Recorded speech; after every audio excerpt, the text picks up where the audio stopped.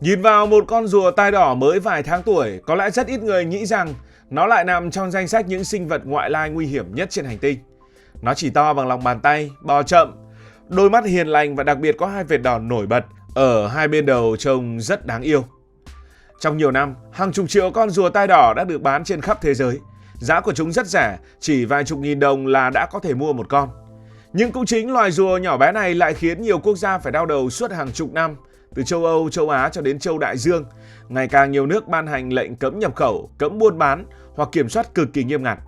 Nguyên nhân không phải vì chúng cắn người hay có nọc độc, mà vì chúng có thể phá vỡ cả một hệ sinh thái. Các nhà bảo tồn thậm chí còn xếp rùa tai đỏ vào nhóm những loài ngoại lai xâm hại nguy hiểm nhất trên thế giới. Chúng đã xuất hiện tại hơn 100 quốc gia và vùng lãnh thổ, trở thành loài rùa xâm lấn phổ biến nhất trên hành tinh.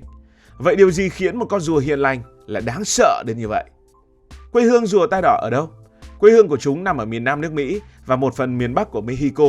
Trong tự nhiên, chúng sinh sống ở những vùng nước ngọt như là ao, hồ, đầm lầy hoặc những con sông có dòng chảy chậm. Đây là những nơi có nhiều cây thủy sinh, cá nhỏ và côn trùng để kiếm ăn. Tên gọi tai đỏ xuất phát từ hai dải màu đỏ nằm ngay phía sau mắt. Đây là đặc điểm nhận dạng nổi bật nhất của loài này. Mai của chúng có màu xanh ô liu với các đường vân vàng rất đẹp mắt. Khi còn nhỏ, màu sắc càng rực rỡ nên rất thu hút những người yêu thích động vật, nhất là những người yêu thích nuôi động vật làm cảnh. Trong những năm 50 và 80, ngành nuôi rùa cảnh tại Mỹ phát triển rất mạnh. Các trang trại có thể sản xuất hàng triệu con rùa tai đỏ mỗi năm. Chúng đẻ nhanh, lớn nhanh, ăn tạp, nuôi thì không tốn mấy tiền. Nhờ vậy nên giá bán rất là rẻ. Từ Mỹ, rùa tai đỏ được xuất khẩu đi khắp thế giới. Và chỉ trong vài chục năm, chúng đã có mặt tại châu Âu, Nhật Bản, Hàn Quốc, Trung Quốc, Đông Nam Á, rồi lan sang cả Nam Mỹ và châu Phi. Có thời điểm, mỗi năm nước Mỹ xuất khẩu hàng triệu con rùa tai đỏ và người ta rất thích nuôi nó.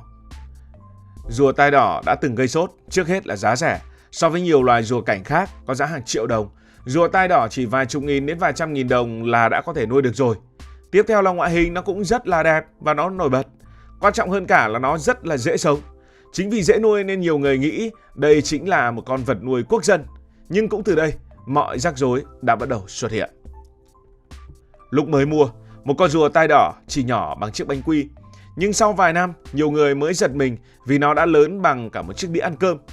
Con cái trưởng thành có thể dài tới 25-30 cm, nặng vài cân.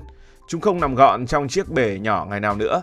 Chủ nuôi phải thay bể lớn hơn, lọc nước thường xuyên hơn hoặc tốn công chăm sóc hơn. Và điều khiến nhiều người bất ngờ hơn là tuổi thọ của chúng. Nếu được nuôi tốt, rùa tai đỏ có thể sống khoảng 20 đến 30 năm, thậm chí có cá thể vượt quá 40 năm. Điều đó đồng nghĩa với việc mua một con rùa đôi khi giống như nhận nuôi một người bạn đồng hành suốt vài chục năm. Không ít gia đình sau một thời gian cảm thấy phiền phức, người thì chuyển nhà, người thì không còn thời gian chăm sóc, người đơn giản là chán nuôi. Và rồi họ nghĩ đến một giải pháp rất là nhân văn.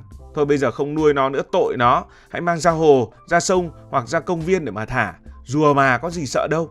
Và chính hành động này đã mở ra một trong những cuộc xâm lấn sinh học lớn nhất trên thế giới. Trong tự nhiên, hầu hết các loài động vật đều bị giới hạn bởi môi trường sống và các loài săn mồi. Nhưng khi được đưa đến những vùng đất mới, rùa tai đỏ không còn nhiều kẻ thù ngoài tự nhiên. Chúng sống thì khỏe, ăn thì khỏe, thích nghi lại nhanh. Chỉ cần vài con được thả xuống một hồ nước, nếu điều kiện thuận lợi, chúng sẽ bắt đầu sinh sản và hình thành cả một quần thể. Ban đầu thì cũng chẳng ai để ý nó đâu, nhưng chỉ sau vài năm, số lượng rùa tai đỏ tăng lên nhanh chóng. Chúng xuất hiện ngày càng nhiều trên các bãi đá, khúc gỗ nổi và ven bờ hồ. Những loài rùa bản địa vốn sinh sống ở đó hàng nghìn năm trước bắt đầu bị lấn át và cả con người cũng không thể nhận ra nổi điều này.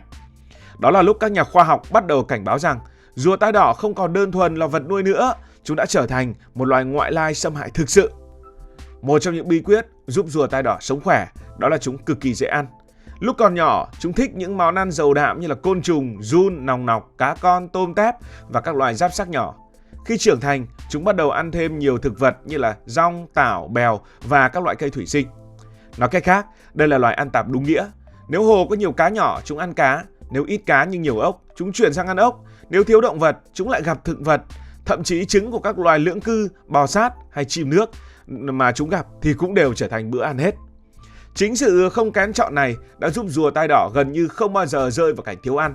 Đã thế nó còn sống lâu. Trong khi đó, nhiều loài rùa bản địa chỉ quen với một số thức ăn nhất định.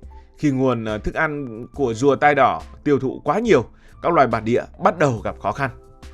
Và không chỉ tranh thức ăn đâu, chúng còn tranh luôn cả chỗ tắm nắng. Đây là một điều nghe rất là buồn cười. Đó chính là chỗ phơi nắng. Rùa là loài động vật máu lạnh, cơ thể chúng không tạo ra đủ nhiệt như con người. Vì thế mỗi ngày chúng phải bò lên các tảng đá hoặc thân cây nồi trên mặt nước để hấp thụ ánh nắng. Việc phơi nắng giúp chúng làm ấm cơ thể, tiêu hóa thức ăn và tổng hợp vitamin D cần thiết cho xương và mai. Nhưng những vị trí đẹp để phơi nắng lại không nhiều. Khi rùa tai đỏ xuất hiện với số lượng lớn, chúng chiếm gần hết các vị trí này. Vì khỏe hơn và hung hăng hơn nhiều loài rùa bản địa, chúng thường đẩy các loài khác xuống nước. Các nhà nghiên cứu tại các quốc gia đã ghi nhận hiện tượng này. Nhìn qua tưởng như vài con rùa đang chen nhau nằm trên khúc gỗ, nhưng thực chất thì đó là một cuộc cạnh tranh sinh tồn diễn ra mỗi ngày. Và cái khúc gỗ kia thì nó chính là chỗ để mà phơi nắng. Và nếu mà mỗi con rùa chỉ sinh vài con mỗi năm thì chuyện còn dễ kiểm soát. Nhưng mà rùa tai đỏ lại không như vậy. Con này nó không những sống lâu mà còn đẻ nhiều. Một con cái trưởng thành có thể đẻ từ 2 đến 5 lứa trong một năm. Mỗi lứa thường 5 đến 20 quả trứng. Có những con to hơn thì đẻ đến trên 30 quả. Không phải quả nào cũng nở thành công, nhưng chỉ cần một tỷ lệ nhỏ sống sót là số lượng rùa tai đỏ lại tăng lên. Đó là lý do ở nhiều hồ nước trên thế giới, chỉ sau khoảng 10 năm, số lượng rùa tai đỏ đã tăng lên gấp hàng chục lần so với ban đầu. Một vài con được thả ra vì không muốn nuôi nữa, từ đó lại trở thành hàng nghìn con sau nhiều năm. Trong suốt nhiều thập niên của thế kỷ trước, rất nhiều nước đều coi rùa tai đỏ chỉ đơn giản là vật nuôi làm cảnh. Chúng được bán trong cửa hàng vật nuôi, hội chợ, thậm chí có thời điểm còn được bán ngay trước cổng trường học. Thế nhưng chỉ sau khoảng 10 đến 20 năm, các nhà khoa học bắt đầu phát hiện một hiện tượng cực kỳ kỳ lạ. Đi đến đâu khảo sát cũng thấy rùa tai đỏ. Châu Âu là bài học điển hình. Trong nhiều năm, hàng triệu con rùa tai đỏ được nhập khẩu vào các nước như là Pháp, Đức, Ý, Tây Ban Nha, Bỉ, Hà Lan để bán nuôi làm cảnh. Khi lớn lên, rất nhiều con bị chủ nuôi thả xuống hồ hoặc công viên hoặc là sông ngòi. Ban đầu mọi người nghĩ mùa đông châu Âu rất lạnh, rùa kiểu gì cũng chết. Nhưng họ đã sai. Rùa tai đỏ không những sống sót mà còn thích nghi rất tốt.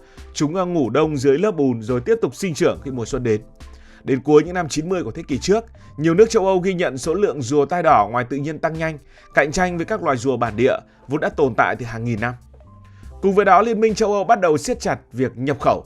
Sau này, các quy định tiếp tục được mở rộng sang việc buôn bán, vận chuyển, nhân giống và phát tán rùa nhằm hạn chế nguy cơ xâm lấn. Còn ở châu Á, có lẽ ít ai ngờ rằng Nhật Bản cũng là một trong những quốc gia chịu ảnh hưởng nặng bởi rùa tai đỏ.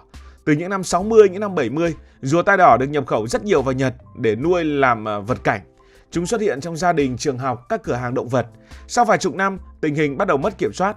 Rùa tai đỏ xuất hiện ở hàng nghìn ao hồ và sông ngòi trên khắp nước Nhật. Tại nhiều thành phố, người dân dễ dàng nhìn thấy chúng bò kín các bãi đá ven hồ vào những ngày nắng.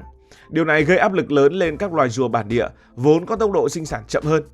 Chính phủ Nhật sau đó đã tăng cường các biện pháp quản lý, đồng thời liên tục tuyên truyền để người dân không thả rùa ra tự nhiên. Thông điệp của họ rất đơn giản, nếu nuôi hãy nuôi đến cùng, đừng vì tiện cho mình mà để thiên nhiên phải gánh chịu hậu quả. Tương tự như vậy, Úc cũng phải trả giá rất đắt vì nhiều loài ngoại lai như là thỏ, mèo hoang, cóc mía hay cáo đỏ. Và Úc cũng siết chặt việc nuôi rùa tai đỏ. Quan điểm của Úc rất rõ ràng, khi một sinh vật ngoại lai đã phát triển ngoài tự nhiên thì việc tiêu diệt gần như là bất khả thi. Giải nhất vẫn là ngăn chúng xuất hiện ngay từ đầu. Ở Việt Nam thì sao? Ở Việt Nam, rùa tai đỏ từng được bán rất nhiều vào đầu những năm 2000. Không khó để bắt gặp những chiếc chậu nhựa đựng hàng chục con rùa nhỏ được bày bán trên vỉa hè hoặc trong các cửa hàng nuôi vật cảnh. Vì giá rẻ và ngoại hình đẹp nên nhiều gia đình mua về nuôi. Sau một thời gian, không ít người mang chúng đi phóng sinh ở ao, hồ hoặc sông với suy nghĩ rằng làm như vậy là làm một việc rất tốt. Nhưng thực tế hoàn toàn ngược lại. Các cuộc khảo sát sau đó phát hiện rùa tai đỏ đã xuất hiện ở nhiều địa phương trên cả nước. Chúng cạnh tranh thức ăn với các loài rùa bản địa, đồng thời có nguy cơ làm mất cân bằng hệ sinh thái. Đó là lý do Việt Nam đưa rùa tai đỏ vào danh sách loài ngoại lai xâm lấn cần quản lý chặt chẽ. Việc nuôi, nhân giống, buôn bán và phát tán đều chịu sự quản lý của pháp luật nhằm hạn chế nguy cơ chúng lây lan rất nhanh ngoài cộng đồng. Cảm ơn vì quan tâm theo dõi video này. Nếu thấy thú vị, hãy nhấn nút đăng ký kênh để không bỏ lỡ những video kế tiếp.